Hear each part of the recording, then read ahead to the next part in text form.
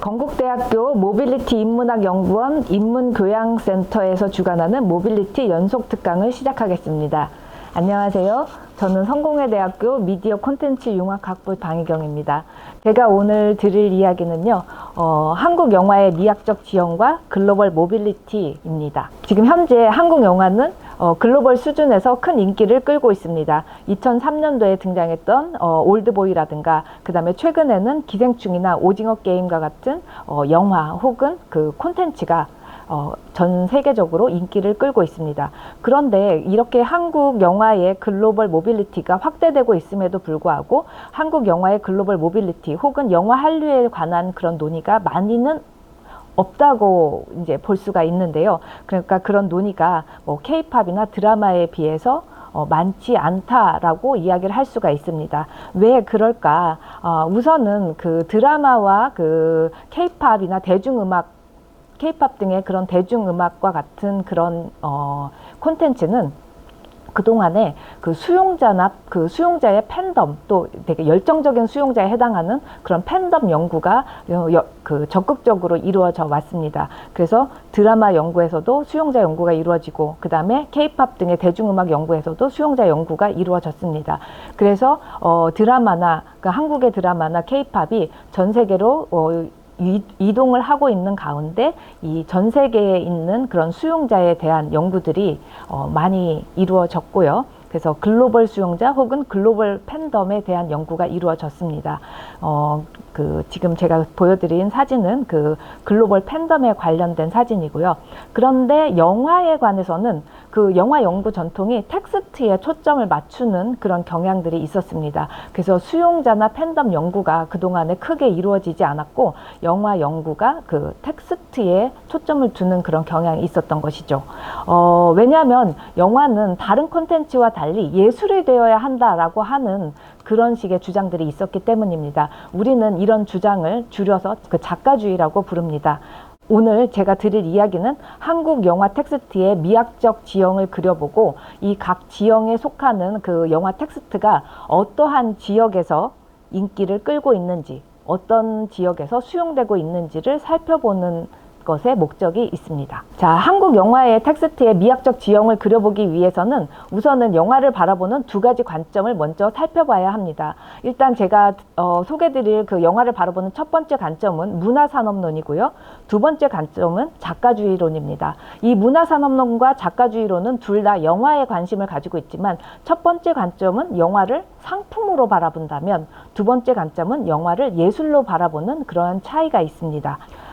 일단 문화산업론이라는 그 개념을 처음으로 제기한 그 학자들은 그 독일의 프랑크푸르트 학파의 테오도르 아도르노와 막스 호크하이머입니다. 이들은 계몽의 변증법이라는 책을 1948년도에 내놓았고요. 그때 이 책을 내놓으면서 이 그 학자들은 그 문화산업이라는 그런 개념을 제기를 했습니다. 그러니까 문화를 상품으로 만들어서 그 판매를 한다는 것은 굉장히 당연하지만, 이 1948년도 아도르노와 호크하이머가 이 책의 초판을 작성했을 당시에만 하더라도 이 문화산업이라고 하는 개념은 굉장히 생소한 개념이었습니다. 그래서 아도르노와 호크하이머는 문화가 상품으로 팔려나가고 있는 그런 상황을 두면서 굉장히 비판적인 의식을 가졌고요. 이러한 산업화된 문화가 바로 대중의 의식을 마비시키고 사회 변화를 방해한다라고 비판을 한 바 있습니다. 당시 영화, 잡지, 라디오, 재즈 등의 문화산업이 발전을 하고 있었고요. 그래서 문화가 이윤 창출의 도구가 되고 있었습니다. 그래서 문화는 원래는 이들 생각에는 비판 의식을 고취시키는 본분이 있는데, 바로 문화가 이 문화산업 내에서 본분을 상실하고 대중의 비판 의식을 무력화한다라고 비판을 한 것입니다. 일단은 영화 산업만 먼저 좀 살펴보겠는데요. 영화를 짧은 시간에 많이 만들기 위해서 이제 스튜디오 시스템이 마련이 되기 시작을 했습니다. 그래서 스튜디오 시스템은 이제 영화를 이렇게 스튜디오에서 만들어내는 것이죠. 빠른 시간 내에 많이 만들 수가 있습니다. 그리고 대규모의 공동 작업을 통해서 영화를 제작하게 되었고요. 이때는 이제 영화를 제작하는 상황에서도 분업화가 이루어집니다. 그래서 시나리오 작가는 문학 작품을 바탕으로 각본을 작성하고요. 영화 감독은 작가가 작성한 각본을 영상으로 번역하는 일을 맡았습니다. 그래서 당시에는 영화 감독이 그 영화 감독이라는 어떤 그 직위를 갖는다기보다는 번역가로 이해가 되었습니다. 왜냐? 시나리오 작가가 작성한 그 각본을 그 바탕으로다가 영상으로 번역을 하는 것이죠. 그래서 번역가로 이해가 되었습니다. 그래서 이제 영화 감독은 엄밀하게 규격화되고 표준화된 업무를 반복적으로 수행하는 그런 일을 맡았었던 것입니다. 이러한 과정에서 영화 감독이 사실 사유를 하는 것은 불가능하고요. 장르 관습을 활용하거나 이전에 있었던 영화들을 모방하는 이런 일들도 비일비재했습니다. 왜냐? 모방이라는 것이 바로 이윤을 담보하는 그런 경로고요. 그래서 이 과정에서 영화가 만들어지는 과정에서 독창성과 그 영화 감독이 가지고 있는 그런 어떤 독창성이라든가 새로움이 배제되었었던 그런 일이 있었습니다. 두 번째로 제가 그 소개드릴 영화에 관련된 이론은 작가주의 이론입니다. 작가주의 이론은 영화를 예술로 바라보는 그런 관점을 취하고 있습니다. 이 작가주의 이론은 1950년대에 그 프랑스의 젊은 영화인들이 보수적인 사회 분위기와 침체에 허덕이고 있던 영화계를 되살리기 위해서 이제 운동을 전개했습니다. 이들은 영화를 굉장히 사랑하는 이들이고 그렇기 때문에 이들은 시네필이라고 불렸습니다. 그래서 시네필 운동을 전개를 하는데 그때 당시에 토론의 장을 형성했던 잡지가 카이에 듀 시네마라는 잡지입니다. 이 잡지에서 프랑스와 튀르포라고 하는 그런 영화인이 그 프랑스 영화의 어떤 경향이라는 글을 실게 되었는데요. 이 글은 1954년도에 이 잡지에 카이에 듀 시네마라는 잡지에 실렸고요. 이때 튀르포는 작가주의라는 개념을 제기를 했습니다. 영화 감독은 각본을 이미지로 옮기는 번역자에 머물러서는 안 되고 자신의 주관적인 관점을 영화에 새겨 넣는 작가, 그냥 영화 감독이 번역가가 아니라 작가가 되어야 한다. 그래서 author, 그러니까 이 프랑스어로 이제 author이라고 하는데 작가가 되어야 한다라고 주장을 했고요.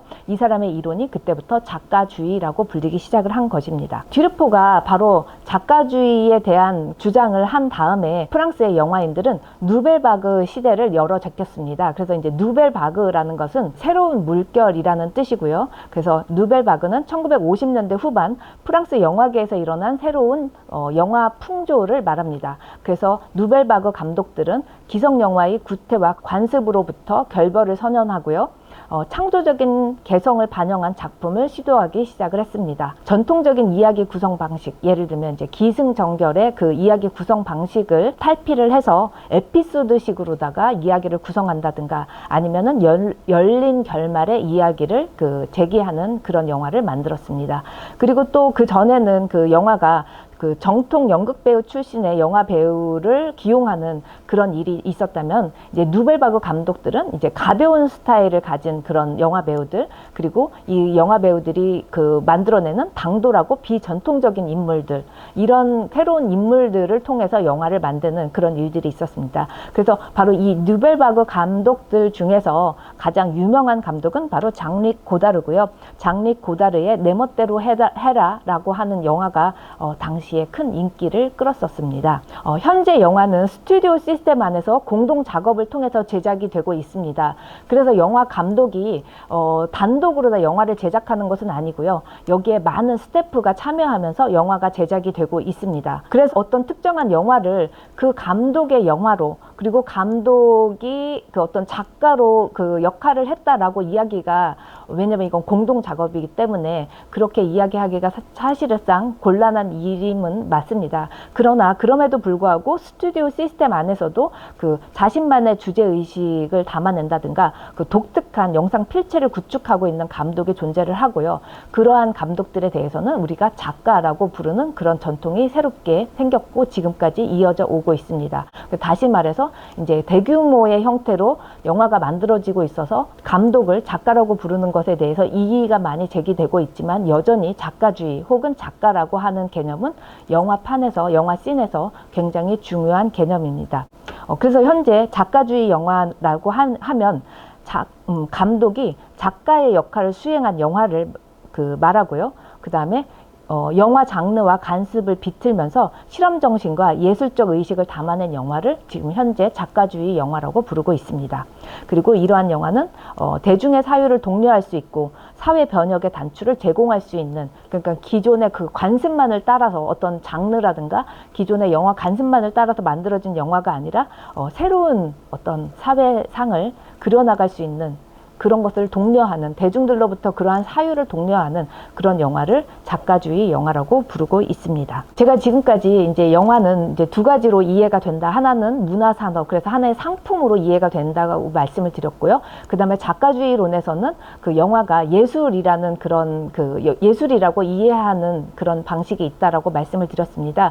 그 한국에서는 이제 영화가 출연한 이래로 점차 이제 영화가 상품으로 이해되는 그런 경향이 이어져 왔습니다. 한국에서 영화가 등장한 것은 사실상 그 일제시대 때였고요. 그런데 이제 점차 이제 영화가 산업화가 되고, 이제 특히 1960년대를 기점으로 상업화가 되고, 이제 영화가 상품으로 이해되다가 한국에서도 작가주의 영화가 출연하기 시작을 했습니다.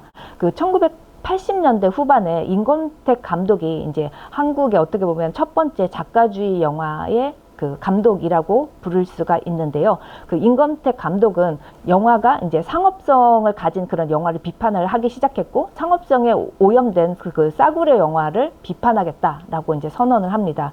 그리고 영화는 삶과 역사를 다루는 진지한 예술이 되어야 한다라고 이제 주장을 했습니다. 그래서 역사 속에서 한국적인 것을 발견을 해서 민족 정체성을 재정의하려는 그런 노력들을 보였습니다. 그래서 예를 들면 이제 임권택 감독이 그 1993년도에 내놓았던 서편제라는 영화는 그 한국 전통음악인 판소리에서 그 한을 찾아내고 그 한이 바로 민족의 정서적 뿌리다라고 주장을 한 바 있었습니다. 임권택 감독이 우리나라 최초로 이제 작가주의 영화를 내놓겠다라고 이제 선언을 하고, 그 이후로는 작가주의 영화가 이제 많이 등장을 하기 시작을 합니다. 한국에서 이제 작가주의 감독이 이제 대거 등장을 했는데, 그것은 여전히 1980년대 후반의 일이고요. 그때는 이제 군부 독재가 종식을 했습니다. 그래서 영화 분야의 각종 규제가 철폐됐고 창작자의 표현의 자유가 개선되는 그런 일이 있었습니다. 이때 한국의 젊은 그런 감독들 박광수, 장선우, 정지영 등이 이제 등장을 해서 이 작가주의와 그다음에 그 사회적 리얼리즘 영화를 이제 그 연결지어서 새로운 영화를 만들기 시작을 했는데요. 이들의 영화를 이제 서구 평단에서는 코리안 뉴 웨이브, 그러니까는 새로운 그 누벨 바그, 그러니까 한국식 누벨 바그라고 할 수 있겠죠. 그래서 코리안 뉴 웨이브 영화라고 부르기 시작을 했습니다. 즉 박광수, 장선우, 정지영 감독은 그 사회적 리얼리즘을 추구하는 그런 영화를 만들었습니다. 그래서 영화는 오락거리나 상품이 아니고, 영화는 이제 대중들에게 구조적인 모순을 보여주고 변혁의 방향을 사유하도록 독려해야 된다라는 그런 주장을 했습니다. 그래서 이 세 그 감독들은 영화의 형식보다는 주제 의식을 중시를 했습니다. 어떤 뭐 장르라든가 이런 어떤 영화의 형식보다는 특히 우리 사회에서 이제 군부 독재가 이어져 오는 동안에 다룰 수 없었던 주제, 정치 권력이라든가 계급 문제, 분단 문제 등등을 이제 영화 속에 주제 의식으로 담아내고 있었던 것이죠. 예를 들면 칠수와 만수라고 하는 영화, 그 박광수 감독이 내놓은 영화인데요. 이 영화는 이제 계급 의식을 담아내고 있었더라면 광주 민주화 운동을 그려냈던 그런 꽃잎 같은 영화는 그 정치 권력에 대한 그 정치 권력의 그런 어떤 그 이면들을 담아내는 그런 영화였습니다. 그리고 하얀 전쟁 이런 영화는 분단 문제를 다루고 있었고요. 그런데 이 그 한국의 작가주의 영화들이 포스트 모더니즘이 등장하면서부터 약간 분화를 겪기 시작을 합니다. 1990년대 중반 한국 예술문화계에는 이제 포스트 모더니즘 열풍이 불기 시작을 했었고요.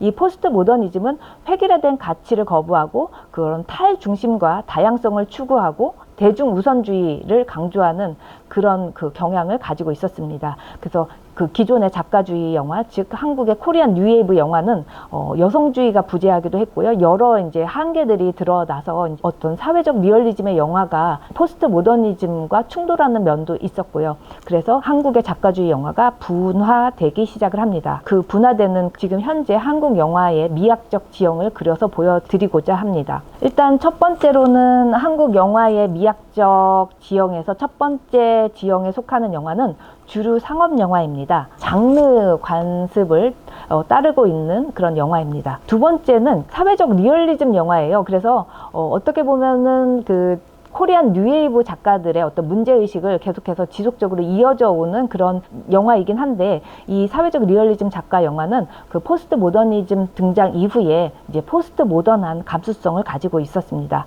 세 번째 유형은 내면주의 영화입니다. 이것은 이제 인간의 내면을 살펴보는 그런 영화들이고요. 이것도 이제 여전히 각 작가주의 영화입니다. 네 번째는 이제 영화광 혹은 시네필의 영화인데요. 이 영화광의 영화는 대중성을 가지면서도 작가주의 영화입니다. 그러니까 제가 좀 전에 말씀드렸던 이제 한국의 영화는 이제 상업 영화가 존재를 하는 것이고요. 작가 영화가 존재를 하는데, 한국에서 작가 영화 그러면은 어떤 코리안 뉴웨이브 영화라고 생각을 했었지만 1990년대 포스트 모더니즘의 등장 이후에 이 뉴웨이브 영화가 이렇게 세 가지로 사회적 리얼리즘 영화, 내면주의 영화, 그 다음에 영화광의 영화로 분화되었다, 이렇게 생각을 하시면 되겠습니다.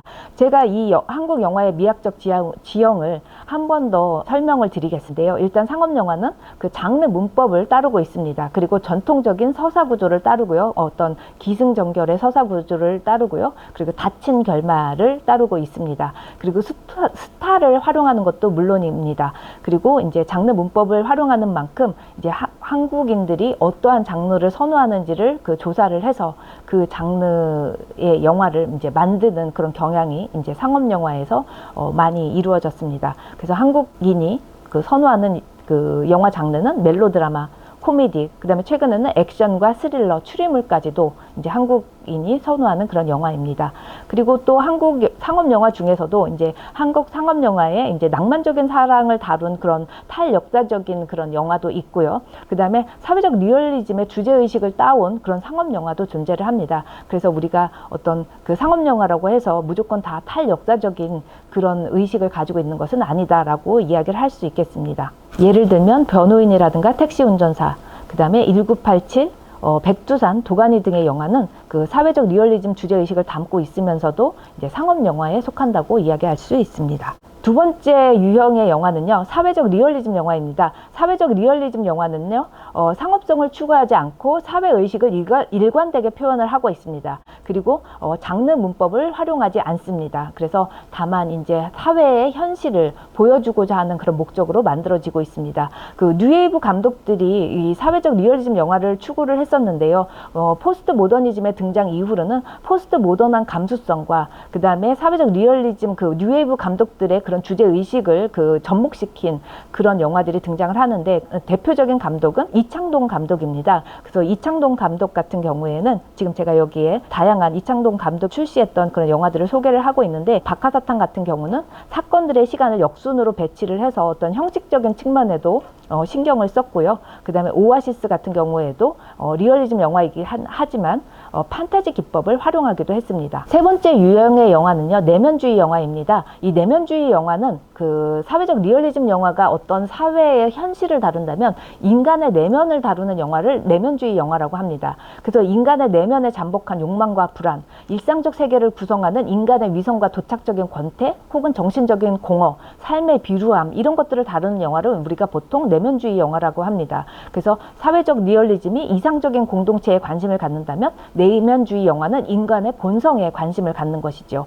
이 내면주의 영화를 만드는 대표적인 감독은 홍상수 감독이라고 할 수 있습니다. 그래서 홍상수 감독은 그 일상적인 리얼리즘 을 다루고 있고요. 그 다음에 미니멀리즘적인 양식을 그 이용을 하고 있어서 뭐 화려한 이미지라든가 사운드를 이용하지 않고 어떤 우리의 일상 속에서 인간의 그런 어떤 그 불안이라든가 권태, 공허함, 비루함, 이런 것들을 다루고 있습니다. 홍상수 감독이 1996년도에 내놓았던 그 돼지가 우물에 빠진 날이라고 하는 그 영화는 평범한 도시인들의 불륜을 다루고 있는데요. 등장인물과 이야기의 중심성을 전부 다 해체하고 있습니다. 이 등장인물의 어떤 캐릭터성이라든가 어떤 이야기의 그런 서사의 그런 어떤 기승전결 같은 것들이 다 해체되어 있어서 인간의 일상을 사실적으로 묘사해서 인간이 어떤 존재인지를 보여주는데 초점을 맞추고 있습니다. 그래서 이 영화가 등장을 했을 때 그 한국 평단에서는 가장 창의적인 영화 중에 하나다라고 이야기한 바 있습니다. 네, 네 번째 그 영화 유형은요, 영화광 혹은 시네필의 영화를 말합니다. 대표적인 감독으로는 박찬욱과 봉준호, 김지윤, 장준환 감독들이 이 영화광 혹은 시네필에 속하고요. 박찬욱, 봉준호, 김지윤, 장준환 감독 등은 이 대자본을 바탕으로 블록버스터 영화를 만듭니다. 그래서 그 장르 문법을 활용하기도 하고 감각적이고 개성 있는 스타일을 만들어내기도 합니다. 그러니까 다시 말하면 영화관 감독들은 예전에는 이제 뭐 오락영화 혹은 상업영화 대 예술영화 혹은 대중영화 대 작가주의 영화, 이 두 가지가 양분되어 있었더라면 이 시네필 감독들은 이 오락영화와 예술영화를 접목시키고 대중영화와 작가주의 영화를 접목시켜서 대중적이면서도 예술적인 그런 영화들을 만들어내고 있습니다. 그리고 또 특히나 대자본을 바탕으로 영화를 만들면에도 불구하고 어떤 사회적인 문제의식을 다룬다든가 인간의 본성을 다룬다든가 이런 경향을 보이고 있습니다. 그러나 이제 이 감독들이 어떤 현실 문제를 다루기 위해서 과거에 그런 코리안 뉴웨이브 감독들이 했던 것처럼 사회적인 어떤 현실을 그대로 담아낼 수 있다, 영화에 담아낼 수 있다라고 믿었던 것은 아니고 어떤 아이러니한 상상력을 동원한다든가 혹은 폭력적이고 강렬한 이미지를 활용해서 그 사회적 현실을 담아내는 그런 특징을 보이고 있습니다. 뿐만 아니라 이 감독들은 미국과 일본의 그런 주류 장르들을 활용하면서도 여기에 이제 B급 영화의 그런 어떤 그 요소들을 가미를 해서 혼성 장르를 만듭니다. 제가 이제 예를 하나 들어드리겠는데요. 지금 여기에 박찬욱 감독이 있습니다. 그 박찬욱 감독은 제가 지금 여기에 보여드린 이 포스터 외에도 최근에는 헤어질 결심과 같은 그런 영화를 출시하기도 했는데, 이 중에서 이제 제가 박쥐라는 영화를 간단하게 이제 소개를 드리면, 이 영화는 어떤 인간의 어떤 욕망, 본성, 뭐 이런 것들을 다뤄내는 그런 그 문제의식을 가지고 있습니다. 그럼에도 불구하고 굉장히 그 세련된 그런 스타일을 또 자랑을 하고 있고요. 또 하나 이 영화가 또 가지고 있는 특징은 뭐냐면 굉장히 다양한 장르들이 다 응축되어 있다는 점입니다. 예를 들어서 이 영화는 뱀파이어 장르이기도 하고요. 스릴러이기도 하고 공포 영화이기도 합니다. 멜로 드라마이기도 합니다. 왜냐하면 이 영화는 삼각관계를 다루고 있기 때문이고요. 그 다음에 파무파탈이 등장하는 범죄 영화이기도 하고요. 그 다음에 속죄나 부활을 다루는 종교 영화이기도 합니다. 그리고 블랙 코미디이기도 합니다. 이 영화 하나가 여러 가지 장르의 특성을 다 가지고 있다. 이런 이야기를 여러분께 드리겠고요. 그래서 이런 시네필 영화 감독들의 영화의 특징은 굉장히 세련된 스타일의 이미지를 자랑을 하면서도 굉장히 독특한 그런 어떤 자신들의 어떤 작가주의를 내세우는 그런 영화를 만들고 있습니다. 또 다른 유명한 감독 중에 한 명이 바로 봉준호 감독인데요. 봉준호 감독도 기생충이라는 영화가 그 미국 아카데미에서 그 상을 받았을 때 봉준호 자체가 장르다라고 얘기할 만큼 굉장히 독특한 영화를 만들었기 때문에 이제 그런 말이 나왔던 것이고요. 여기 각각의 영화들 물론 흥행에 실패한 영화도 있고 성공한 영화도 있지만 이 모든 그 영화들은 굉장히 많은 장르들을 다 접목을 시켜서 독특한 그런 어떤 혼성 장르로서의 어떤 독특한 그런 특성을 가지고 있습니다. 자, 제가 지금까지 설명드린 내용은 한국 영화가 네 가지 유형으로 구분이 될 수 있다. 그 미학적인 특성으로 봤을 때 네 가지 유형으로 구분될 수 있다. 이런 이야기를 드렸습니다. 근데 이 중에서 이제 첫 번째 주류 상업 영화는 일단 아시아에서 관심을 끌고 있습니다. 인기를 많이 끌고 있고요.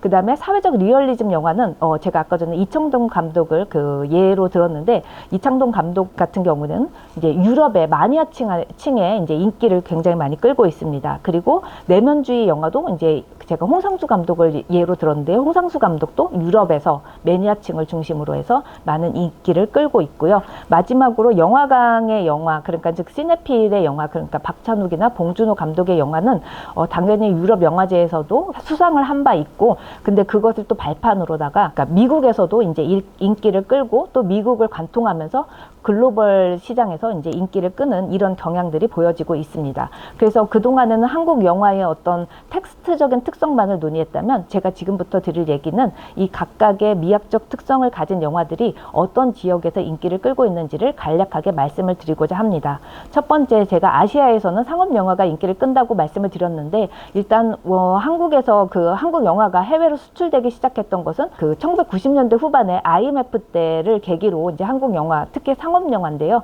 그 한국의 첫 번째 블록버스터인 쉬리가 일본에서 인기를 끌기 시작하면서 한국의 그런 상업 영화들, 특히 블록버스터들이 이제 해외로 나가서 이제 인기를 끄는 그런 일들이 벌어지기 시작을 했습니다. 그리고 2000년대 들어와서는 이제 한국 드라마가 아시아 지역에서 특히 일본과 중국, 홍콩, 대만, 태국 등에서 이제 인기를 끌면서 한국 드라마를 통해서 이제 그 한류 스타로 떠오른 그런 한국의 배우들이 등장하는 상업 영화들, 예를 들면 엽기적인 그녀나 내 머릿속에 지우개, 내 여자친구를 소개합니다, 외출, 이런 식의 영화들이 이제 아시아 지역에서 인기를 끌었고요. 그 다음에 최근에는 부산행이라든가 신과 함께 등이 이제 아시아 지역으로 이동을 하면서 장르도 다양해지고 있습니다. 처음에는 이제 블록버스터로 시작을 했다가 나중에 로맨스 영화로 갔다가 이제는 또 더 다양한 영화들이 좀비 영화라든가 아니면은 이런 한국식 그런 이야기를 담아낸 신과 함께 같은 영화들이 그 아시아 지역에서 인기를 끌고 있고, 수상한 그녀라는 영화는 중국과 베트남, 태국 등에서 국제 합작으로 리메이크 되고 있기도 합니다. 자, 그 다음에 유럽에서는 매니아층을 중심으로 한국의 그 사회적 리얼리즘 영화라든가 내면주의 영화가 그 인기를 끌고 있고요. 제가 좀 전에 말씀드렸던 이창동 감독 같은 경우는 사회적 리얼리즘 영화를 만들고 있어서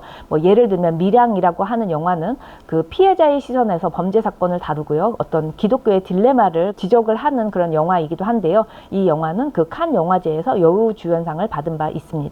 그리고 칸 영화제에서 각본상을 받았던 시라는 영화는 다른 한편으로 이제 가해자의 시선에서 범죄 사건을 다루고 있기도 하고 예술의 역할과 의무에 대해서 질문하는 그런 내용을 담고 있기도 합니다. 그리고 홍상수 감독도 제가 말씀을 드리지 않아도 해외 특히 유럽 지역의 그 유수의 영화제에서 많은 그 수상을 했고요. 이것을 봤을 때 내면주의 영화와 사회적 리얼리즘 영화가 유럽 매니아층의 그 인기를 끌고 있다라는 것을 알 수가 있습니다. 그리고 영화광 감독들, 그러니까 박찬욱과 봉준호 감독도 이제 유럽 지역에서 많이 알려져 있긴 한데, 저는 이 두 감독은 이제 미국 시장을 관통해서 그 글로벌 그 수준에서 이제 인기를 끌고 있다라고 이제 설명을 드리겠습니다. 박찬욱과 봉준호 감독들, 이 감독은 당연히 내면주의적인 작가성이라든가 아니면은 사회적 리얼리즘을 다 담고 있긴 하지만 그 작가의 어떤 문제의식 뿐만 아니라 화려한 형식미를 가졌다는 거, 그러니까 대중성, 그 다음에 상업성, 오락성을 가지고 있다는 것이 이들의 또 다른 특징이고요. 그 유럽 지역에서 상을 받았지만 또 미국에서도 이들의 영화를 주목해서 많은 대중들이 이들의 영화를 좋아하는 그런 경향이 드러나고 있습니다. 올드보이라고 하는 그 박찬욱 감독의 영화가 미국에서 가장 많이 알려진 한국 영화라고 알려져 있습니다. 그래서 올드보이는 칸 영화제에서 수상 경력이 있는데요. 이 경력과 더불어서 영미권에서 대중의 주목을 이끌었고요. 그리고 그 이후에 이제 박찬욱 감독이 미국 헐리우드에서 스토커라고 하는 영화를 감독을 맡기도 했었고요. BBC 드라마 리틀 드러머 걸이라고 하는 드라마의 그런 연출을 맡기도 했습니다. 봉준호 감독의 기생충은 올드보이에 이어서 미국에서 가장 많이 알려진 두 번째 영화입니다. 이 영화는 칸 영화제에서 황금 종려상을 수상을 했고, 그 미국 아카데미 영화제에서 최우수 작품상을 비롯해서 4개 부문에서 수상을 한 바 있습니다. 그래서 이러한 그 수상 경력을 발판으로 글로벌 수준에서 굉장히 인기리에 상영이 되는 일이 있었습니다. 제가 지금까지 드린 말씀은 그 한국의 영화 연구 전통은 텍스트에 초점을 이런 이야기를 드렸었습니다. 그렇지만 이제 우리는 그 텍스트의 특성에 맞추어서 이 텍스트가 어느 지역으로 이동을 하는 수용자뿐만 아니라 이제 어떠한 팬덤이 형성이 되는지 이런 것들도 우리가 관심을 가져야 하지 않느냐 하면서, 저는 이제 한국 영화 텍스트의 미학적 지형에 맞추어서 특정한 미학적 지형에 속한 영화들이 어느 쪽으로 이동하고 있는지를 설명을 드렸고요. 그러면 이제부터는 왜 특정 지역의 특정 특징을 가지고 있는 한국 영화가 특정 지역으로 이동을 하고 있는가, 왜 한국의 작가주의 영화가 유럽 매니아들한테 인기를 끌고 있는지, 그 영화광 시네필들의 영화는 작가주의와 상업성을 가지고 있는데 이 영화는 왜 미국 시장을 거쳐서 전 지구적인 수준에서 인기를 끌고 있는지, 이런 것들을 생각해 봐야 한다는 것이죠. 상업 영화는 아시아 지역에서는 인기를 끌고 있지만 이렇게 어떤 사회적인 어떤 깊이 있는 성찰과 어떤 인간의 본성에 대한 그런 성찰을 담고 있지 못하면 유럽이라든가 그 글로벌한 수준까지는 우리가 한국 영화가 닿지 못하는 것 같아요. 그래서 이제 한국 영화 텍스트의 그런 어떤 특성도 우리가 생각해 볼 수 있는 계기가 될 수 있을 것 같고요.